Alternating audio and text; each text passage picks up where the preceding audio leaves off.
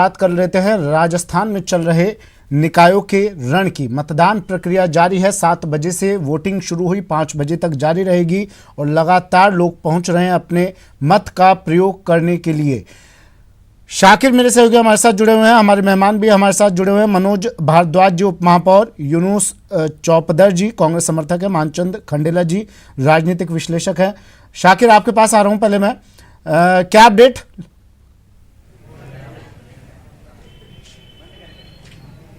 जी देखिए सुमित, अभी कुछ देर बाद जो है आंकड़ा आएगा, लेकिन जिस तरह से लगातार इजाफा हो रहा है मतदान में, तो 50% के करीब जो है मतदान हो चुका है। हम कैथून में, और कैथून का जो वार्ड है 25, वहाँ पर सुबह से ही जो है मतदाता जो है पूरे जज्बे के साथ, पूरे जोश के साथ अपने अपने जो है मतदान केंद्रों की ओर पहुंच रहा था। अभी थोड़ा सा मतदान की गति धीमी जरूर हो गई है, लेकिन अब 2 बजे बाद वापस रफ्तार पकड़ेगा। लेकिन अभी 12 बजे तक की अगर हम बात करें तो आंकड़ा जो है 50 के करीब पहुंच गया है। और ये वार्ड नंबर 19 है। ये जो तंग गलियां आपको नजर आ रही है, ये कैथून का वार्ड नंबर 19 है। और यहाँ से जो है कांग्रेस की प्रतिष्ठा दांव पर है, क्योंकि यहाँ से चेयरमैन जो हैं कैथून बोर्ड की, वो आयना महक, वो चुनाव लड़ रही है। कांग्रेस ने दोबारा उन पर दांव खेला है। तो ये इस वार्ड में मुकाबला भी कड़ा है कुल मिलाकर के, क्योंकि ये अल्पसंख्यक बहुल इलाका है। 17,500 वोट यहाँ पर हैं। बुनकर हैं, तमाम लोग यहाँ पर जो है बुनकर हैं, कोटा डोरिया का काम करते हैं। तो उनकी समस्याएं काफ़ी हैं, कई सारी उनकी बुनियादी समस्याएं हैं। इसके अलावा उनको जो अब तक जो है बड़ा प्लेटफॉर्म नहीं मिल पाया। बुनकर जो जिन परेशानियों से उलझ रहे थे, वो आज भी उनसे उलझ रहे हैं। तो इन तमाम मुद्दों के साथ साथ बुनियादी सुविधाओं के भी मुद्दे हैं। मतदाता जो है पूरे जोश खरोश के साथ मतदान केंद्र तक पहुंच रहे हैं। और यहाँ पर जो 25 वार्ड है, उसमें से 18 पर बीजेपी और कांग्रेस दोनों ने मुस्लिम उम्मीदवारों पर दांव खेला है। तो मुकाबला कड़ा है। रिश्तेदार जो है आपस में, कई सारे रिश्तेदारों के बीच मुकाबला है। तो कहीं कांग्रेस ने यहाँ से वार्ड नंबर 10 और 11 से दोनों पति पत्नी को मैदान में उतारा है। एक वार्ड 11 से पति चुनाव लड़ रहे हैं, तो वार्ड नंबर 10 से पत्नी चुनाव लड़ रही है। तो मुकाबला रोचक है। छोटी जगह जरूर है, लेकिन यहाँ पर जो चुनाव की सरगर्मियां हैं, मतदान को लेकर जो जोश है, वो देखते ही बन रहा है। चलिए, तो मतदान का जोश देखते ही बन रहा है। 50% तक शाकिर आप अभी तक बता रहे हैं मतदान हो चुका है। संभावना और भी है, 5 बजे तक का वक्त है। हालांकि इस बीच थोड़ा स्लो वोटिंग होगी और उसके बाद मतदान में थोड़ी गति आएगी, गति पकड़ेगा। आपको बाड़मेर का एक ऐसा मतदान केंद्र दिखाते हैं जो शमशान घाट पर बनाया गया है, और ये शमशान घाट चर्चा का विषय बना हुआ है। सुनकर अजीब लग रहा होगा, लेकिन ये सच है। नगर परिषद के वार्ड 17 में ये शमशान घाट आता है, और यहाँ तमाम मतदाता भी अपने मत का इस्तेमाल करने के लिए शमशान घाट पहुंच रहे हैं और पूरे उत्साह के साथ वोट डाल रहे हैं। यहाँ 973 मतदाता हैं, जिसमें 509 पुरुष, 464 महिला मतदाता हैं। इन लोगों का कहना है कि बाड़मेर का सार्वजनिक शमशान बहुत अच्छा है, यहाँ आकर सुकून मिलता है। तो पहली बार ही है, वोट तो दिया ही है, तो पहली बार ये थी जानो है अंत में घर तो यही है। आज बाड़मेर में सार्वजनिक शमशान घाट में मतदान केंद्र बना है, और यहाँ उत्साह के साथ जनता मतदान कर रही है। यहाँ महिलाओं की और अन्य पुरुषों की मतदाताओं की भीड़ है, और उत्साह है कि मुख्य धाम में भी मतदान हो सकता है। ये बाड़मेर में एक पहली बार हो रहा है, जिसे आम पूरे शहर में इसकी चर्चा है कि भाई शमशान घाट में भी मतदान हो सकता है। तो अजीब नहीं लगता है। शमशान घाट में पहली बार, वोट तो कब बहुत बार दी है, आज पहली बार शमशान घाट में वोट दे रहे हैं।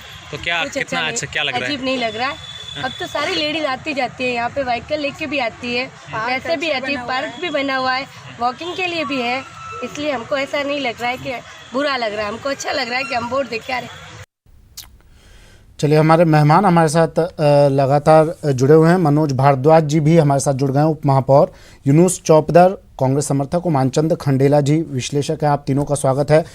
मनोज जी, पहले मैं आपके पास आ रहा हूँ।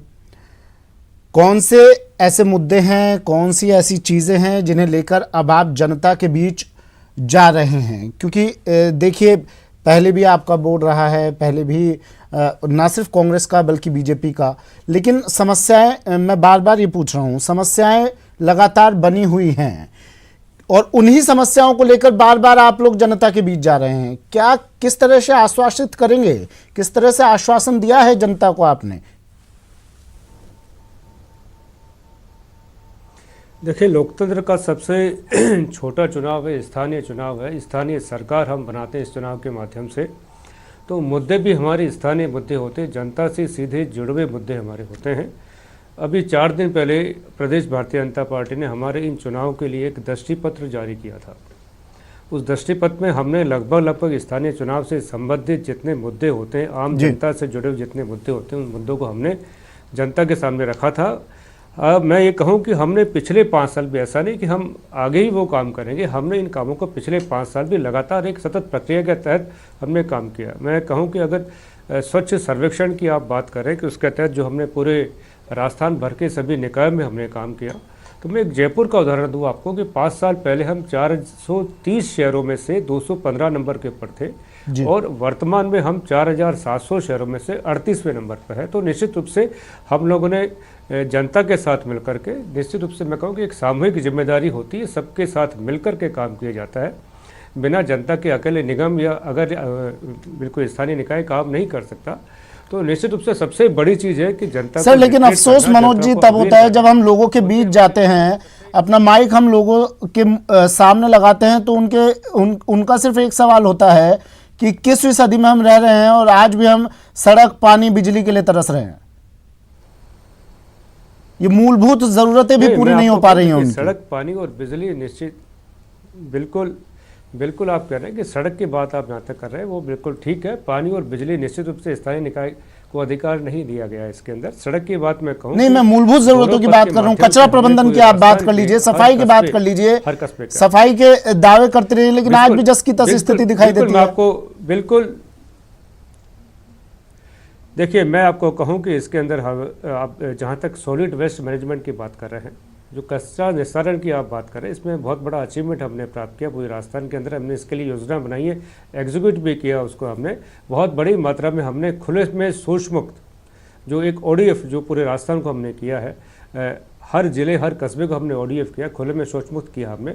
हजारों की संख्या में हमने शौचालय बनाए, गांव-गांव के अंदर बनाए हमने, शहर में बनाए हमने, सामुदायिक शौचालय हमने इसके अंदर बनाए। तो निश्चित रूप से जनता के लिए एक सुविधा उपलब्ध कराना हमारा काम रहा और यही एक स्थानीय निकाय सरकार का काम होता है जो हमने किया है।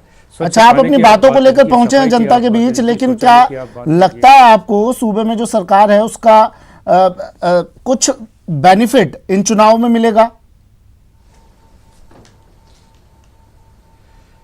देखिए, मैं इसके अंदर ये कहूँ कि पिछले 4 साल की आप बात करें, पिछले 5 साल में से 4 साल पहले 4 साल की आप बात करें, तो हम लोग अपने उद्देश्य को जनता जो राज्य सरकार थी इसके साथ मिलकर के हमने पूरा करने की कोशिश की। जनता के बीच में हम लोग गए, जनता के साथ मिलकर उनकी समस्या को जाना, समझा, उनको दूर करने की कोशिश की। किंतु दुर्भाग्य की बात है कि पिछले 10 महीने से 11 महीने से जब से सरकार में परिवर्तन हुआ है, सरकार ने ये सोचा कि सफाई का काम सिर्फ केंद्र सरकार का है, हमारा काम नहीं है। तो वो सहयोग, जो अपेक्षित सहयोग मिलना चाहिए था, वो हमको सहयोग नहीं मिल रहा है। शौचालय के ऐसे देखिए काम मत हो चुका है। नहीं, इसका मतलब जनता पिछले 10 महीने के कार्यकाल को देखते हुए वोट करेगी। विकास के काम अवरुद्ध कर गए। निश्चित रूप से मैं कहूँ, ये आपको प्रैक्टिकल चीज कह रहा हूँ, वास्तविक कह रहा हूँ। आंकड़ों को देखिए, जानिए, समझिए और जनता के बीच जाके आप पूछ सकते हैं कि पिछले 11 महीने से जिस प्रकार से और 4 साल का क्या काम होने चाहिए, उन 4 साल की कोई गिनती नहीं, वर्क ऑर्डर किए थे, टेंडर किए थे, वो काम रुके हुए। 4 साल में मैंने आपको कहा ना कि जिस प्रकार से पूरे देश में एक सर्वेक्षण होता है, उस सर्वेक्षण में हम लोगों ने बहुत बड़ी ऊंची छलांग लगाई है। वो छलांग तभी लग सकती है जब हम लोगों ने जनता बस, तो फिर तो आपको निश्चिंत हो जाना चाहिए। आपने छलांग लगाई है तो जनता का मैंडेट पता है आपको। हमने किया होगा, नालियां बनाई होगी, सड़क बनाई होगी। देखिए, जनता के बीच में गए हैं, जनता काम के आधार पर वोट देती है, आपकी सोच और विजन के आधार पर वोट देती है। निश्चित रूप से हम लोग बहुत उम्मीद से हैं कि जनता। यूनुस जी देखिए, 4 साल में मनोज जी जिस तरह से बता रहे हैं, इन्होंने बेहतरीन से भी ऊपर उठ के काम किया है। यानी अब ये मनोज जी के अनुसार तो फाइनल हो गया, इनका कार्य तो सर आंखों पर बिठाया जनता ने। नहीं, तो मैं आपको रोकना चाहूंगा एक बार। इन्हीं के कार्यकाल की बात मैं आपको बताऊं, जो गौशाला में सैकड़ों गाय मरने का मामला था, वो इन्हीं के कार्यकाल का मामला है। ये क्या एक बेहतरीन काम माना जाएगा? जो पार्टी गाय के नाम पर राजनीति करती रही है, उसके कार्यकाल में गायें मरती रही हैं। इसके बाद में मैं बात करूं कि इनके असंतुष्ट पार्षदों की बात, एक बड़ा घटनाक्रम सामने आया था जब अशोक लाहौटी मेयर के बाद ये में लोकल विधायक मुद्दों की चुन बात लिए हो गए रही थे, है, ये उसके बाद राजनीतिक में मुद्दों की तो बात नहीं, ये विकास की बात वही आप मुद्दा कीजिए मैं ना पूछ रहा हूँ, यहाँ। वो विकास पार्षद की आप को- बात सर कीजिए सर यहाँ। सर आपने यूनुस जी क्या है? असंतुष्ट वो विधायक बोलिए आप। यूनुस जी विकास ज्योति की खंडेलवाल जी के बात वक्त की कीजिए, बात भी हमें पता है, नेगेटिव सीईओ जगरूप यादव और ज्योति आपको खंडेलवाल के कीजिए बीच की आप। खींचतान भी आपने सबको मेट्रो पता है, का काम किस रोका तरह है, से उस वक्त मेट्रो पार्षदों का ने काम इस्तीफा रोका दिया था, है, ये भी सबको जोटवाड़ा पता है। एलिवेटेड रोड का यूनुस काम जी रोक के रखा। असंतुष्ट पार्षदों की या असंतुष्ट नेताओं की बात लग जोटवाड़ा रही है। एलिवेटेड रोड का काम रोक के रखा ठीक गया। है। ये कौन सा विकास था? जो सोडाला एलिवेटेड रोड का जो काम अभी प्रगति पर है उसको रोक के रखा गया, अरे वो कौन सी स्थानीय प्रगति निकाय थी? में क्या किया आपने? ये स्थानीय निकाय आपने का क्या- काम है। आपने पिछले 5 साल में रास्ता यूनुस जी में आप क्या अपनी किया? उपलब्धि ये बताए ना, बताइए। यूनुस जी अपनी ये उपलब्धि बताइए। बताए ना आप। पिछले साल अरे स्थानीय 5 निकाय- साल यूनुस जी बाद जनता क्यों वोट करे आपको, ये बताइए ना, जनता क्यों वोट करे बताइए आपको? ना। आप कह रहे हैं असंतुष्ट नेता हैं इनके, असंतुष्टि तो ज्योति खंडेलवाल जी के वक्त पे भी देखी है सबने। पूरे राजस्थान की बात कर रहे हैं, केवल जयपुर की बात नहीं कर रहे हैं, पूरे राजस्थान के बारे में बताइए आपका विजन क्या है। प्रशासन शहरों के संग जो अभियान चला था अशोक गहलोत जी की पिछली सरकार में, बिल्कुल अभूतपूर्व नतीजे सामने आए, जनता को कितना फायदा मिला। बिल्कुल अब वापस अभी भी विजन डॉक्यूमेंट जो दिया है उसमें हमने कहा है प्रशासन शहरों में संगम चलाएंगे। इसके अलावा जो एक बड़ी समस्या कई शहरों में हम देखते हैं भाई, बिजली पानी सड़क रोजमर्रा के काम है, लगातार इन चीजों पर सरकार प्रयासरत भी रही है। अब प्रयासरत कब तक रहेगी यूनुस जी? देखिए हर 5 साल में 5 साल आपकी सरकार रही, 5 साल बीजेपी की रही, लेकिन आज भी सिर्फ प्रयास ही हो रहे हैं। यूनुस जी प्रयास कब तक चलेंगे? होने जा रहे हैं, आप सुनिए। स्थानीय निकाय में क्या किया ये बताइए। बीकानेर, इन शहरों में राज्य सरकार की कनेक्टिविटी नहीं है, विफलता पर शहरों में यहाँ पर ट्रांसपोर्टेशन रोडवेज कनेक्टिविटी नहीं है, तो इन शहरों में क्यों नहीं है यूनुस जी, क्यों नहीं है? ये स्थानीय निकाय काम नहीं है। स्थानीय निकाय में क्या काम किया आपने, ये सरकारी बताइए। काम करेगी साहब। हुआ क्या है या हुआ क्या कर क्या पाएंगे करना ये नहीं बोल चाहते रहे हैं, वो अपना विजन हैं। चाहिए बताइए कि ना। मार्ग से मतलब क्या चाहिएगा? आपको वोट क्यों भारत बनाना चाहिए, भारत को कौन बना कर रहा है?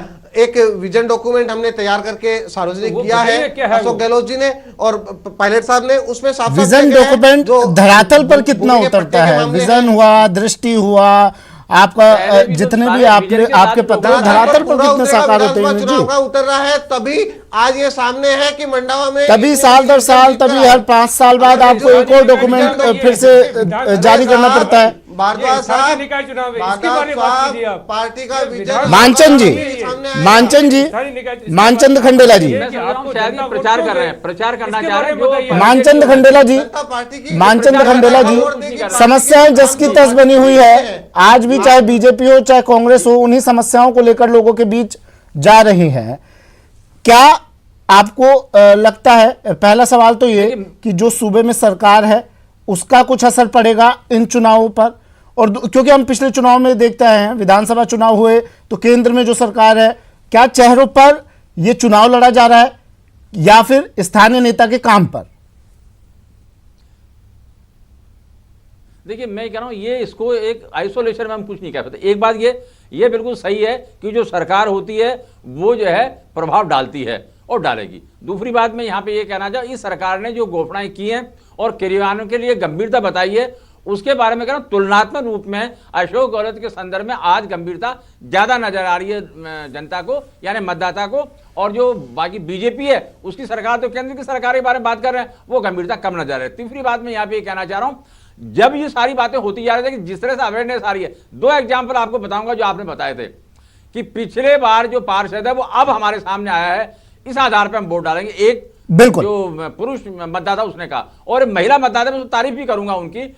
उन्होंने, आपने पूछा था उनसे कि शक्ल पर वोट देंगे या मुद्दों पर, बोले शक्ल का क्या करना है हमको तो मुद्दे चाहिए। अब मुझे बताइए, अगर मतदाता वास्तव में जागरूक है, मैं उनको सैल्यूट करता हूं, लोकतंत्र को सैल्यूट करता हूं। इसका अंदाज लगा लीजिए आप कि जिन्होंने काम नहीं किया वो डिस्कार्ड किए जाएंगे और जिनसे काम करने की संभावना है, आशाएं, उनको स्वीकार किया जाएगा। ये तो मोटे मोटे रूप में बात है। और मैं तीसरी बात यहां पे ये कहना चाह रहा हूं कि जनता वास्तव में, यानी मतदाता वर्तमान में ये देख रहा है, यार इसको दें तभी वही बात है, इसको दें तभी वही बात है। अगर इंडिपेंडेंट जो वास्तव सामाजिक कार्य कर्मों में भाग लेता रहेगा, सेवा करता रहा है, अपना जेब से पैसा लगाता रहा है, ये मायने तो मानचंद जी, ये मायने तो देखिए विधानसभा चुनाव में भी थे, लेकिन कांग्रेस फिर भी लगातार कह रही थी कि मोदी के चेहरे पर बीजेपी चुनाव लड़ रही। ये चीज तो उस वक्त पे भी थी। जनता वही है, वोटर वही है और सिर्फ मुद्दे ही उनकी पहली प्राथमिकता है, तो फिर क्यों चेहरों को बुनाया जा रहा था? क्यों ये कहा जा रहा था कि मोदी के चेहरे पर चुनाव लड़ रहे हैं? पहले या बीजेपी कांग्रेस के लिए कह रही थी कि राहुल गांधी के चेहरे पर चुनाव क्यों? मुद्दों पर जनता समझदार है, मुद्दों पर वोट देने आती है जनता। बिल्कुल बिल्कुल बिल्कुल सही कह रहे हैं आप। देखिए मैं आप जनता को देखिए ना, जब बिल्कुल। विधानसभा के चुनाव हुए तो बीजेपी को करीब करीब 100 सीटें कम मिली, 99 होगी 95 होगी, मैं बहस में नहीं जाना, जबकि चेहरा बिल्कुल ज्यादा ताकतवर था। और अब की बार वो क्या कह रहे हैं कि चेहरे का प्रभाव नहीं पड़ेगा। इसका एक प्रमाण आपको देना चाह रहा हूं, बीजेपी कह रही है हम मंदिर मुद्दे को नहीं लाएंगे, जबकि हर बार क्या कह रहे हैं 125 करोड़ जो जनता है वो मंदिर बनाना चाहती है। तो जो चलिए मानचंद जी, मैं इसी मानचंद जी आपका जवाब लूंगा, मैं फिर से आपसे यही जवाब लूंगा मैं।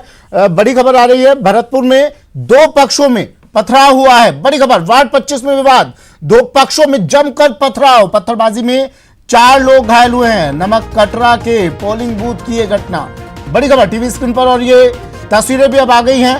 वार्ड 25 में, भरतपुर के वार्ड नंबर 25 में विवाद हुआ, और विवाद ने इतना बड़ा रूप अख्तियार किया कि 2 पक्षों में जमकर इसके बाद पथराव हुआ। इस पत्थरबाजी में 4 लोग घायल हो गए। नमक कटरा के पोलिंग बूथ की घटना, बड़ी खबर टीवी स्क्रीन पर।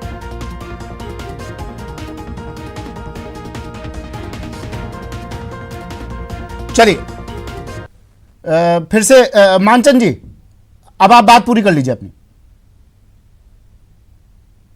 देखिए मैं ये अभी आपने जो बताई, मैं उसी संदर्भ में आपसे बात करूंगा। यानी ऐसी सारी घटनाएं ज्यादा क्यों बढ़ती जा रही हैं?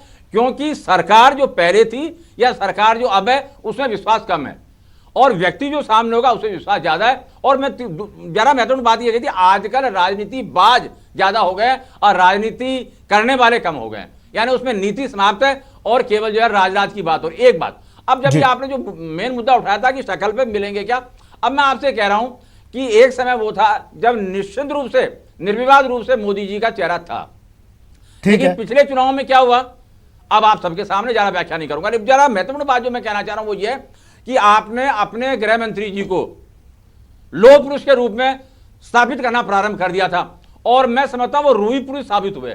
किस रूप में? काला कोट और खाकी टोपी के संदर्भ में। और यह स्तब्ध करने वाली बात थी कि पुलिस के सामने पैरामिलिट्री को लगा दिया। अब ये जो चीजें देखिए, सवाल ये आ रहा है कि मतदाता क्या अवधारणा से चलता है, अरे साहब ये तो पता नहीं क्या कर देंगे, और अवधारणा ये बन रही है अरे ये कुछ नहीं कर सकते, भाषण दे सकते हैं। इसका मतलब विकल्प क्या है उनके पास में? विकल्प वास्तव में यही है कि जो दूसरा विकल्प है उसको हम स्वीकार करें, और उसमें भी अगर मान लो कि ज्यादा एनालिसिस करने वाले आप हैं, तो जो सामने है जिसको आप टैकल कर पाएंगे, जिसे आप काम करवा पाएंगे, जिसको आप मजबूर कर पाएंगे, और जो वास्तव में सामाजिक कार्य करता रहा है उसको आप स्वीकार करेंगे।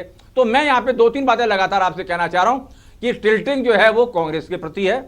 कारण क्या है? अशोक गहलोत है, और जो बात है जो कुछ मानचंद जी, अभी ईडब्ल्यूएस आरक्षण में मुख्यमंत्री जी ने जो बदलाव किया उसका भी कुछ फर्क देखने को मिलेगा इन चुनाव में? देखिए बिल्कुल मिलेगा, और मैं आपसे कहना चाह रहा हूं, अभी आप पूछ रहे थे जबकि जवाब नहीं दिया कांग्रेस के जो समर्थक ने कि पायलट जी का क्या होगा। पहला ऐसा लग रहा था कि पायलट वर्सेस अशोक गहलोत के कारण बहुत ज्यादा नकारात्मक प्रभाव कांग्रेस के प्रत्याशियों पर पड़ेगा, लेकिन अभी आपने क्या कहा, दिल्ली में मीटिंग है और पायलट जी यहां पर है। इससे आप जरा कैलकुलेशन करिए, यानी अवधारणा क्या बन रही है कांग्रेसियों में? अब तो केवल अशोक गहलोत ही है निर्णय करने वाले, और आने वाले समय में पता नहीं मंत्रिमंडल का भी जो परिवर्तन होगा या जो नियुक्तियां होंगी उनमें वास्तव में किसका हाथ होगा, यानी अशोक गहलोत का हाथ होगा। अब मैं बार बार आपको इस बात से ये कहना चाह रहा हूं, यहां जो है कांग्रेस के लिए ज्यादा महत्वपूर्ण ये हो गया है कि लोकल से लेकर, वार्ड से लेकर और राज्य स्तर तक जो पॉलिटिकल नियुक्तियां हो रही हैं उसको ग्रैब करने के लिए, झपटने के लिए, ये वास्तव में अपने प्रत्याशी को जिताने के लिए